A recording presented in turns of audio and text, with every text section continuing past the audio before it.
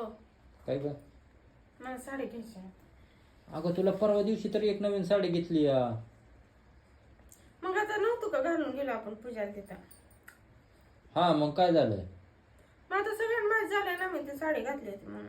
मग म्हणून आता दुसरी घ्यायची नाही. हे नाही बाबा. तिथं माझ्या मैत्रिणी पण यायच्या आहेत. काय म्हणतील परवा दिवशी घातली साडी डबल घालून आली. मग हे अगोदर सांगायचं ना. चल उद्या तुला 2 साड्या घेऊन देतो. हा पण सांगायचं माझा नवरा मला लय साड्या घेतो म्हणून. त्यांना आधी सांगते. म्हणलं हा रोज मग तुला 2.